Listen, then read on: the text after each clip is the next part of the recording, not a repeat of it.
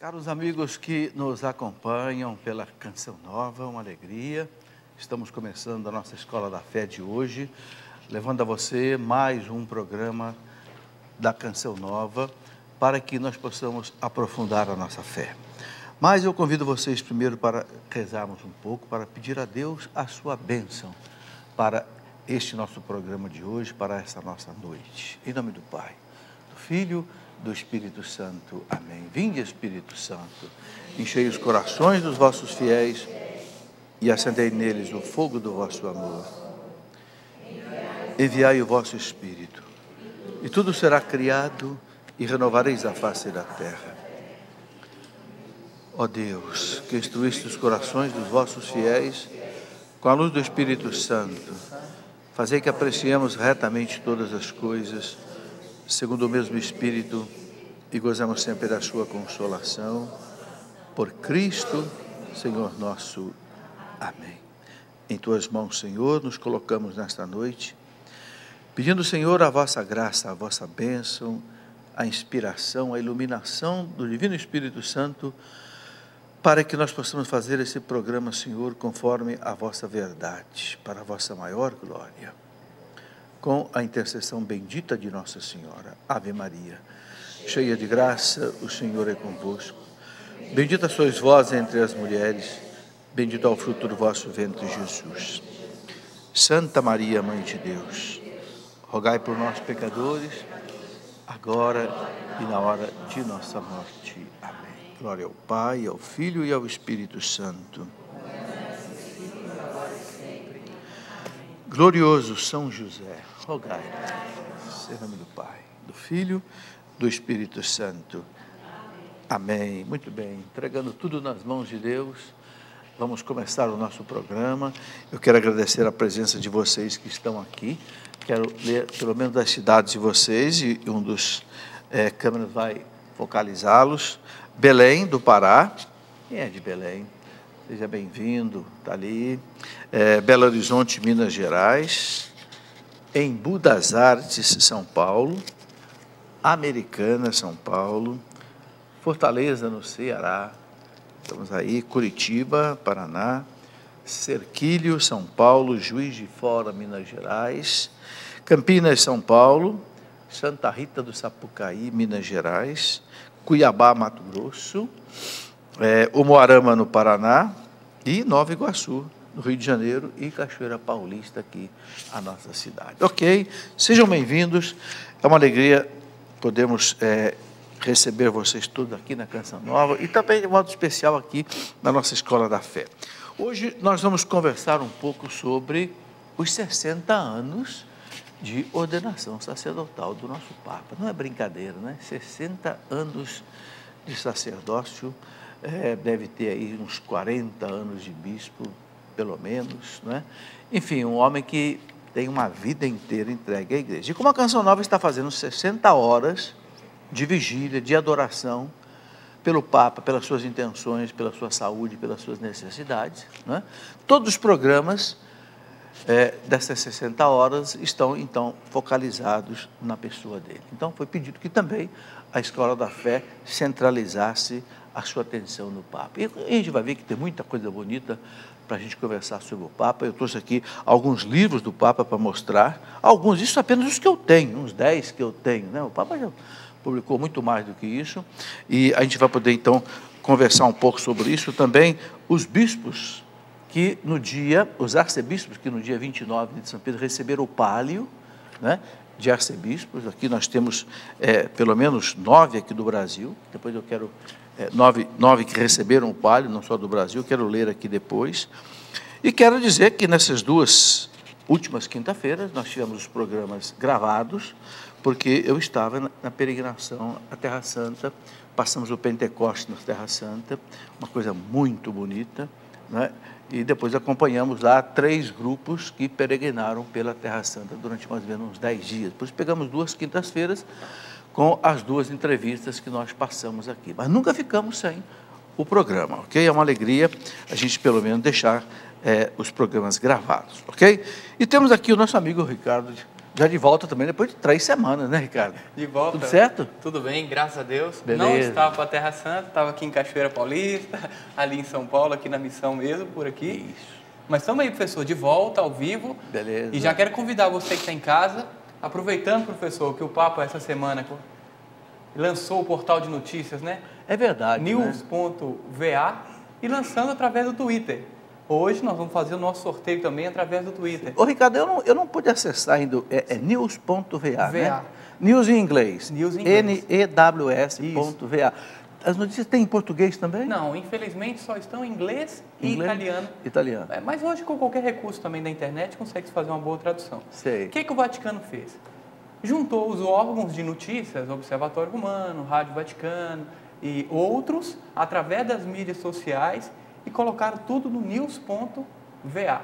Está muito interessante o site, muito bonito e muito moderno. E o Papa já está até tweetando também, lá, né? Estava com o iPhone passando, Olha, o iPad pai. passando mensagem, tem a foto. Dizem que isso não é coisa de velho, né? O Papa não é tão moço assim, né, Ricardo? 84, 60 anos. Eu vi ele lá no, como é que chama aquilo? Tablet, né? Estava lá no mandando a iPad. primeira notícia, o iPad, né? iPad. Tá, então, olha, isso, gente, isso tem um significado muito profundo para nós. Nós temos que ter acesso à internet. Não interessa a sua idade. Não tem esse negócio de é velho, eu não sei ligar, aprenda. Porque hoje, entende? Hoje o mundo está ligado pela internet. Entende? Você tem acesso ao mundo dentro da sua casa. Então, aprenda. E é importante para a igreja e para a evangelização. Não é só para o nosso lazer, não, é evangelizar. Você vai receber muitas matérias boas no seu computador. Você acessa diretamente o Vaticano. Entende? Então, quando o Papa faz isso, ele quer dar um recado para a gente. Tá certo? Ele está dando sinal verde. Claro. E para nós, Canção Nova tem um significado todo especial, né? Sem Porque dúvida. O nosso carisma, como evangelização através dos meios de comunicação, é o Papa também abençoando. Meus filhos vão por aí mesmo, para você ter ideia, o site da Canção Nova é o site de língua portuguesa e o site religioso mais acessado no mundo.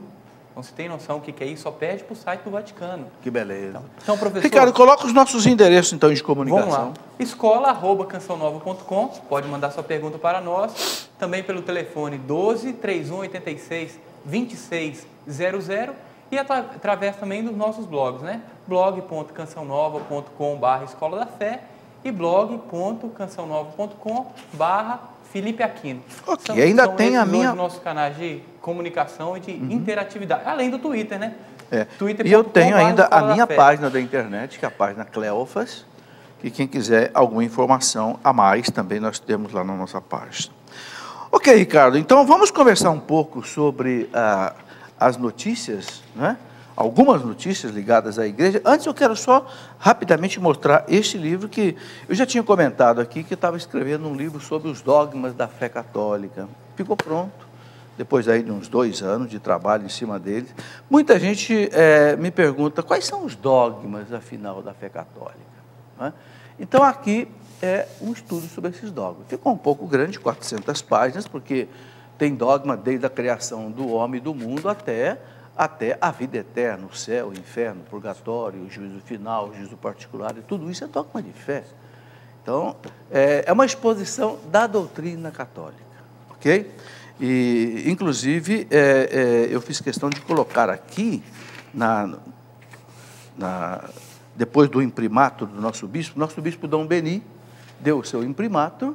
O imprimatur, quer dizer, é autorização para a publicação de um livro de doutrina. Não é? Sempre eu faço isso, Dom Beni deu autorização, ele leu o livro, inclusive ele fez a apresentação também do livro. O nosso querido bispo Dom Beni, a quem eu agradeço muito, e que eu desejo trazer aqui na nossa Escola da Fé um dia para uma entrevista, para uma conversa. Mas eu quis colocar aqui, Ricardo, uma citação do Papa muito interessante. Veja o que o Papa diz. O Papa diz assim: numa visão subjetiva da teologia, o dogma é muitas vezes considerado como uma camisa de força intolerável, um atentado à liberdade do estudioso, individualmente considerado. Perdeu-se de vista o fato de que a definição dogmática é, ao contrário, um serviço à verdade. um dom oferecido aos crentes pela autoridade querida por Deus. Os dogmas, disse alguém, não são muralhas que nos impedem a visão, mas ao contrário, janelas abertas que dão para o infinito. Então, os dogmas, alguns teólogos modernos, meio avançadinhos, querem desprezar os dogmas, querem dizer que os dogmas são uma camisa de força, ou então uma muralha, uma grade que impede o teólogo de avançar. O Papa disse, nada disso. Os dogmas não são grades que te prendem, são janelas abertas para o infinito. É por isso que eu quis colocar aqui na capa do livro um trem. Dá para notar que é um trem? E aqui os trilhos. O que acontece se o trem sair dos trilhos? Acabou a viagem para ele. Né? Descarrilha, capota, acabou. Assim é a nossa fé. Se nós sairmos de cima se a teologia sair de cima dos dogmas, a teologia se perde, se desvirtua, entra para o caminho do erro. Entenderam? Então, por isso que o Papa coloca essa reflexão dele aqui. E, aliás, ele coloca num dos seus livros, que é esse daqui, ó. Quero até já aproveitar, já mostrar. É neste livro aqui, A Fé em Crise, que ele escreveu quando ele ainda era cardeal, vocês estão vendo aqui pela fotografia. Ele fez uma entrevista, esse jornalista católico, Vittorio Messori, um homem extraordinário, entrevistou o cardeal Ratzinger em 1985. Esse livro, A Fé em Crise, espetacular. É um dos livros mais bonitos do Papa que eu já li pela reflexão. E aqui nesse livro que ele fala dessa questão dos dogmas, da importância dos dogmas. Bem, vamos então conversar um pouco sobre algumas notícias. A primeira delas é isso aqui, um cristão, vejam que notícia, gente, um cristão é assassinado a cada 5 minutos no mundo, pelas perseguições religiosas. Vocês já pensaram? Será que existe coisa mais horrorosa do que isso no mundo? Só o título dessa notícia, olha, a notícia vem de Budapeste, do dia 6 de junho, a cada 5 minutos um cristão morre assassinado em razão de sua fé. Este é o arrepiante dado difundido pelo sociólogo Massimo Introvigni em sua intervenção na Conferência Internacional sobre Diálogo Interreligioso entre cristãos, judeus e muçulmanos, realizada em Godolo, em Budapeste, promovida pela presidência húngara da União Europeia. Introvigni, representante da Organização para a Segurança e a Cooperação na Europa, para a luta contra a intolerância e a discriminação contra os cristãos, disse que 105 mil deles são assassinados cada ano por sua fé, contando somente os verdadeiros martírios, os que são levados à morte pelo fato de serem cristãos, sem considerar as vítimas de guerras civis ou entre nações. Que a Europa se prepare para uma onda de imigração, desta vez de cristãos que fogem das perseguições. Por sua vez, o metropolitano Hilarion recordou que pelo menos 1 milhão de cristãos vítimas de perseguição no mundo são crianças. Gente, eu pergunto, Ricardo, será que existe alguma coisa mais terrível no mundo do que isso? É triste, professor. E a pessoa ser morta só pelo fato de que é cristão. Meus irmãos, nós estamos voltando ao tempo da Roma pagã. Nós estamos voltando ao tempo da Roma pagã. Não tenham dúvida disso. Eu nunca podia imaginar que a perseguição no mundo era algo tão forte como essa notícia mostra aqui.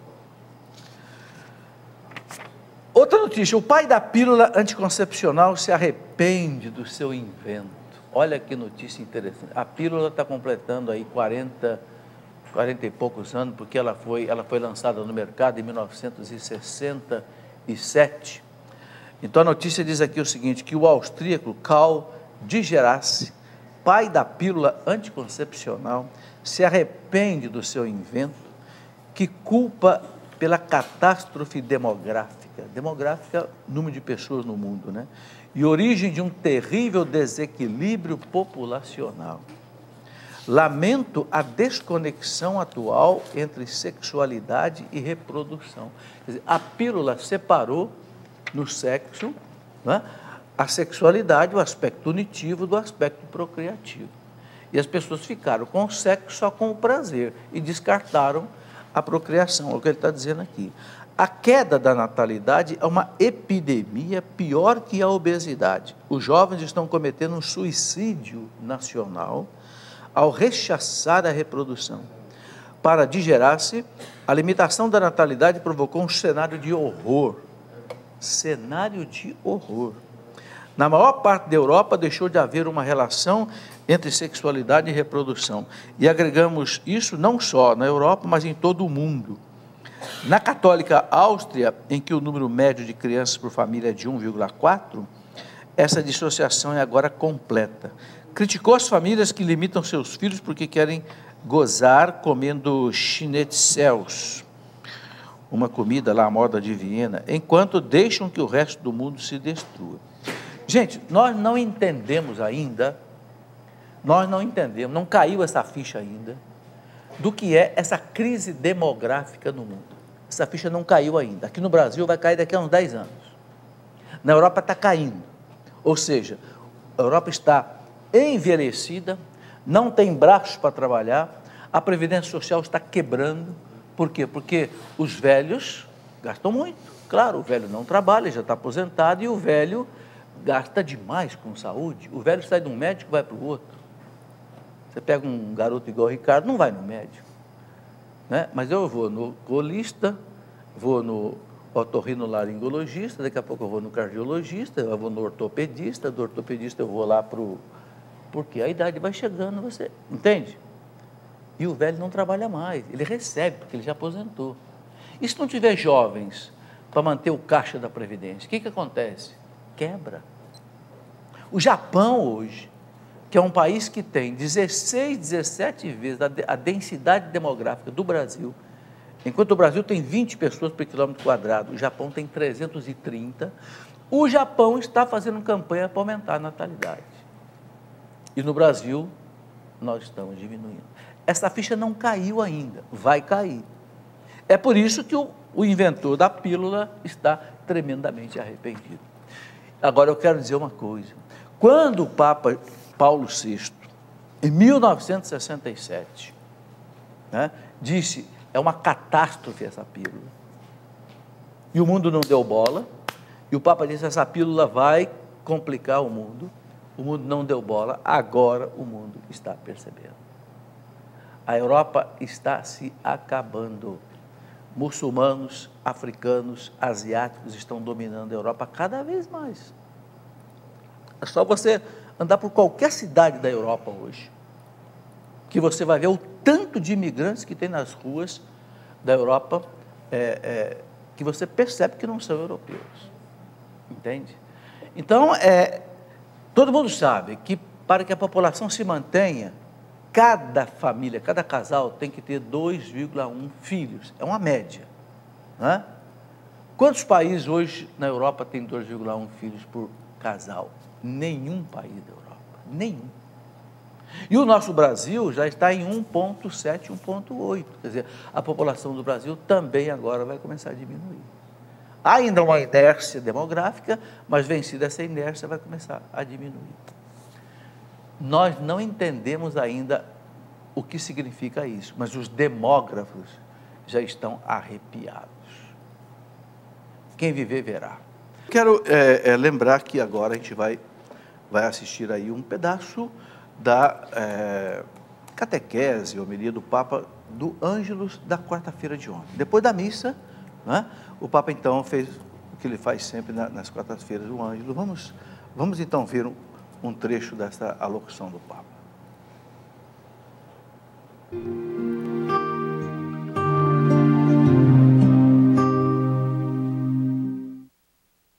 Bento XVI ressaltou que o testemunho de amor dos santos Pedro e Paulo ilumina os pastores da Igreja para conduzir os homens à verdade, formando-os na fé em Cristo. São Pedro, em particular, representa a unidade do Colégio Apostólico, disse o Papa. É a fé professada por Pedro que constitui o fundamento da Igreja, quando o santo diz: "Tu és o Cristo, o Filho do Deus vivo".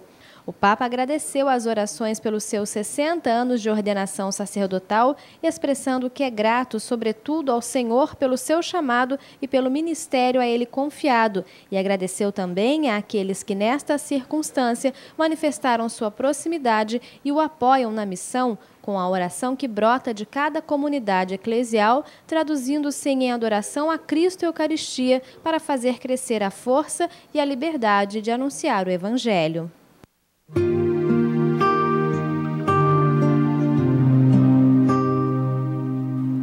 Aí, o Papa falando, depois da missa que ele celebrou, São Pedro e São Paulo, essas colunas da igreja, né? Muita gente pergunta por que a igreja é romana, né? A palavra romana não é parte da identidade da igreja. A igreja é una, santa, católica e apostólica. Assim como você tem na sua carteira de identidade 4 marcas suas, se você pegar a sua carteira de identidade, tem seu nome, sua fotografia, o seu número de RG e a sua assinatura. Por quê? Para identificar quem é você, para que você não seja confundido com a outra pessoa.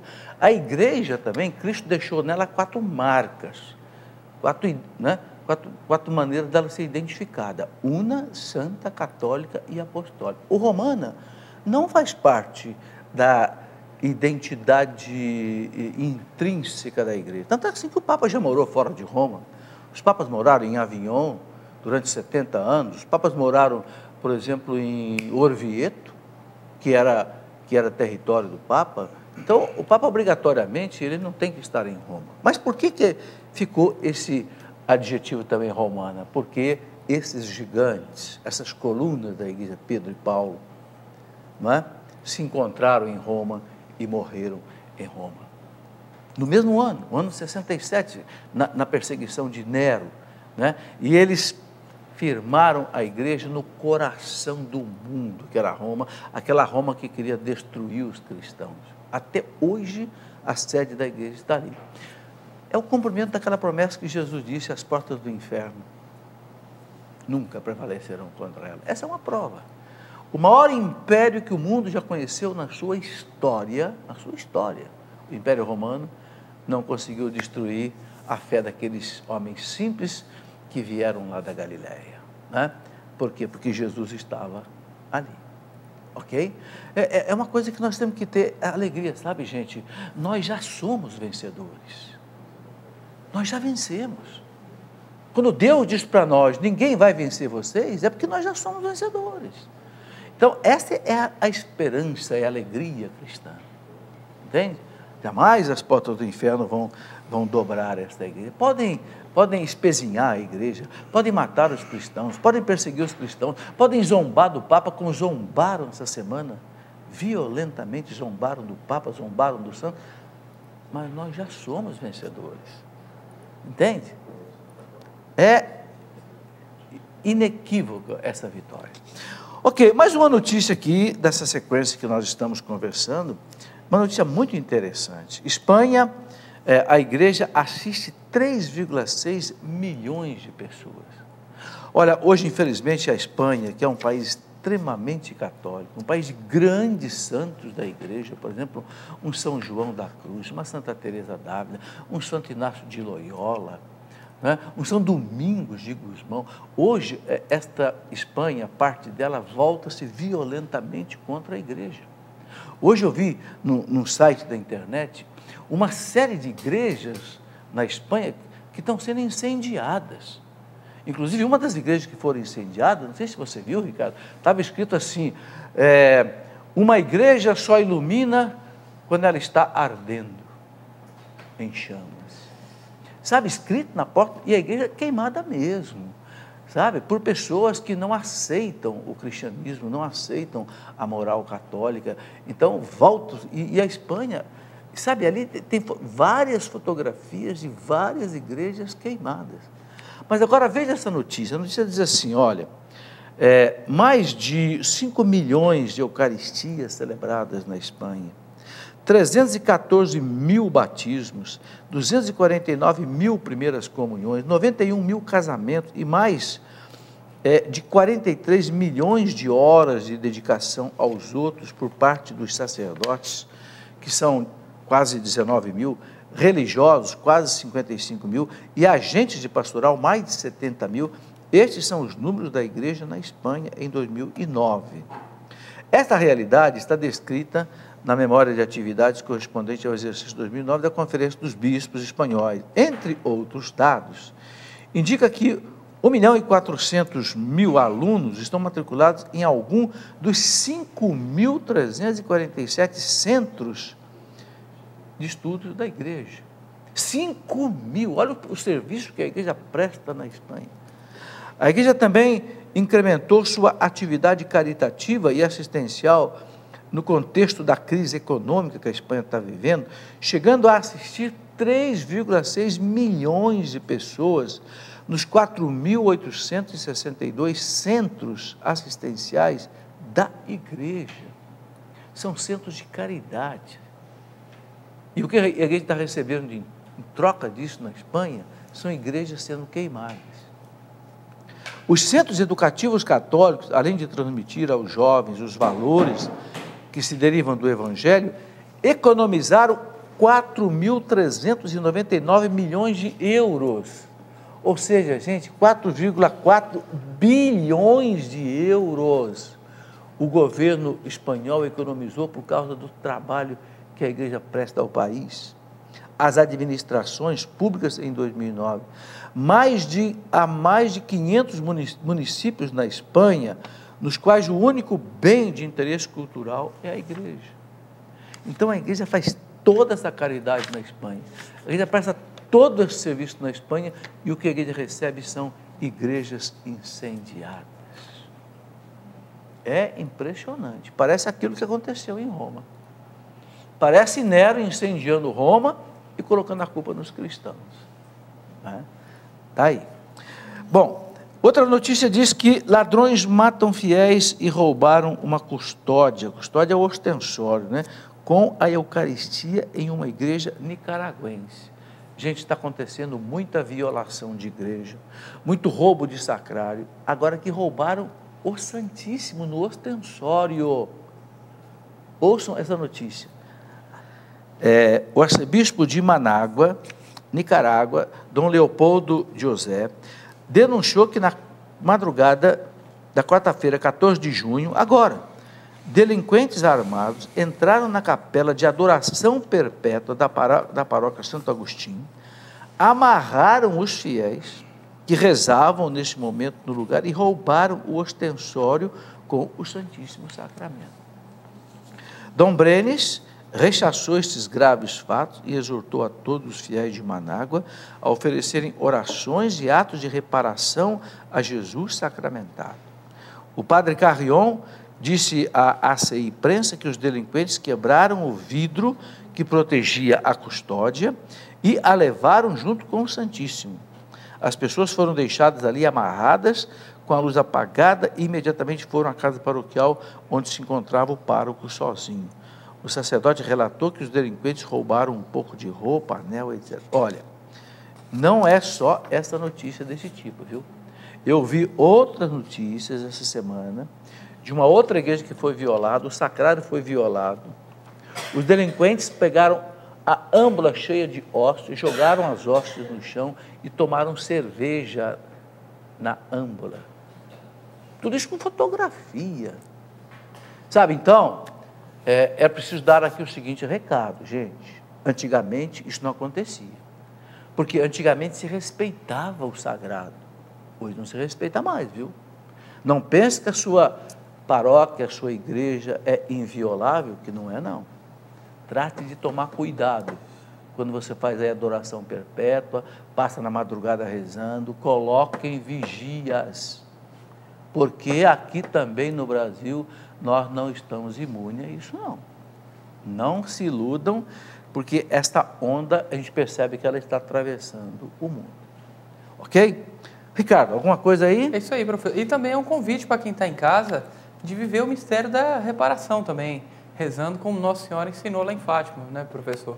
Pedindo, adorando por essas pessoas que não adoram, rezando por essas pessoas que não estão rezando. Infelizmente, esse é o nosso papel. Nós temos que amar Jesus mais do que nunca nesses tempos de agora. Sobretudo, Jesus no Santíssimo Sacramento. Nós viemos há poucos da festa de Corpus Christi, vimos uma beleza que foi a Rússia, depois de tantos anos, sem ter uma procissão, teve novamente uma procissão de Corpus Christi em algumas cidades. Nós cristãos, fica o convite, você que está em casa, adore Jesus, adore por essas pessoas que estão, muitas vezes, tendo mais fé do que nós, porque aquele professor que profana, ele acredita que existe algo misterioso ali, por isso que ele profana. Ninguém chuta cachorro morto. Ninguém chuta cachorro morto. Então nós, está aí o convite, vamos adorar Jesus Eucarístico. Verdade, verdade mesmo.